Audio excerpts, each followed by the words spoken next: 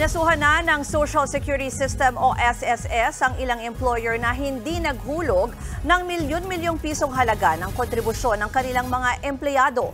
Ayon sa SSS, aabot sa 15 milyong piso ang hindi nabayarang kontribusyon ng 4 na negosyo. Sinampahan na ang mga may-ari ng mga ito ng kasong kriminal sa piskalya. Patikim pa lang yan dahil mayroon pang 600 employers na balak kasuhan ng SSS. Aabot naman sa 257 million pesos na contribution ang hindi na-remit ng mga kumpanyang yan. Paliwanag ng SSS, sinubukan naman nilang kausapin ang mga kumpanya na hindi naghuhulog sa kanila. Pero kapag hindi nadaan sa pakiusap ay napipilitan silang mag-issue ng notice of violation at magsampa ng kaso. Para pag-usapan ang iba pang detalye sa balitang yan, makakapanayam natin ngayong umaga si Attorney Renato Jacinto Quisha, ang Vice President for Operation Legal Services Division ng SSS. Magandang umaga po sa inyo, Attorney. Magandang umaga sa iyo, Ruth, kay Andre at kay Jester at sa ating mga tagapakinig at sa inyong programa. Attorney, bakit po ba tayo tila pinaigting itong kampanya doon sa mga kumpanya na hindi po nagre-remit ng mga contributions ng kanilang mga empleyado? Patuloy po tayong sumusubaybay sa mga compliance o doon sa mga nakakalimot at nagbabiolate ng ating batas na pinatutupad at nagpapaalala sa kanilang mga legal na obligasyon. At kung sila ay magbabiolate dito, sila ay nahaharap sa mga mananagot at mahaharap sa ating mga hukom. Ang dami po nitong, meron na kayong sinampahan ng reklamo at ngayon ay sabi nyo parang aabot pa sa 600 na employers yung plano nyong kasuhan. Ang dami po pala nito. Mga anong klaseng kumpanya ito, Attorney? Totoo po yan, no? So, ilan lang po yan sa napakarami na aming isinasampa taon-taon. Actually, yung numerong yan ay base lang sa first quarter. So, marami po naman ding nagko-comply, nagsesettle. At yung iba naman po ay talagang umaabot pa ng masusing paglilitis sa iba't ibang mga hukom sa sa ating buong bansa. At kung saan sila ay nahaharap at pananagutin po natin. Pero tayo naman ay pumapayag na sila ay makisettle kasi ang ating mga kaso ay mediatable naman po ayon sa ating Korte Suprema.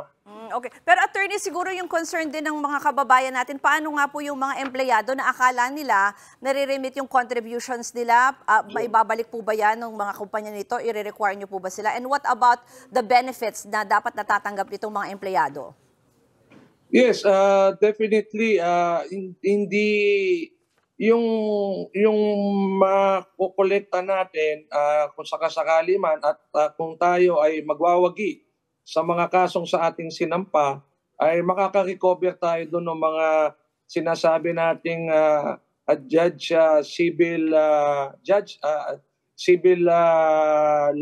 liabilities na makukolekta natin at i-apply natin sa kanilang mga credit, sa kanilang contribution, kung saan dito ibinabase ang kanilang mga benepisyo at mga pribileyo na matatanggap sa amin. Importante kasi yung updated at current ang mga contribution nila na naaayon sa kanilang tinatanggap na sweldo sa kanilang mga trabaho. Pero yun nga po, Attorney, so halimbawa, ikaw magugulat kapag kita mo, gusto mo kumuha ng salary loan, pero yun pala hindi nagre-remit yung kumpanya nyo. As an employee, ano ang pwede nilang gawin po pag ganyan?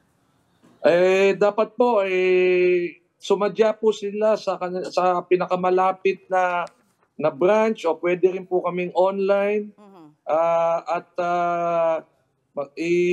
ireklamo. Meron po kaming mga proforma na ay nakaredy na sinumpaan sa salaysay kung saan pwede nila ilahad dito yung kanilang mga reklamo sa kanilang mga employer.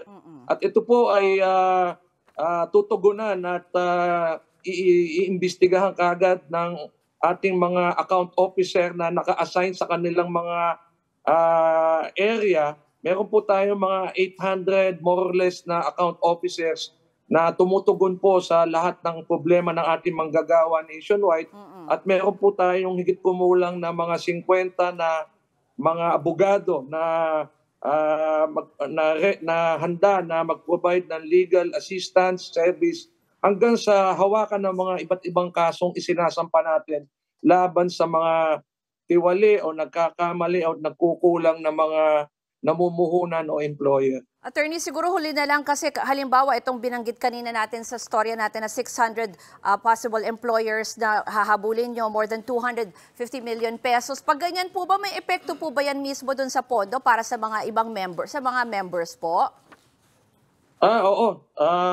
Ito'y malaking bagay, no? Kasi bukod dun sa karampatang benepisyo at pribilehiyo na matatanggap ng ating mga manggagawa, both resident at saka pati yung mga OFWs na wala na dito, sila ay patuloy na makakatanggap ng Social Security protection na ipinatutupad at ipinamamahagi ng ating pamahalaan ng SSS para mapangalagaan ang kanilang pamamasukan, kasi ang SSS is an international human right na ating nire-recognize, no? Hindi lang dito but sa buong mundo. Maraming pong salamat kay Attorney Renato Jacinto, ang Vice President for Operation Legal Services Division ng SSS. Mga kapatid, ako po si Ruth Cabal. Maging maalam at may pakialam sa mga may init at rumaratsyadang balita sa Frontline Express. Para maging updated sa balitaan, mag-subscribe lang sa social media pages ng News 5.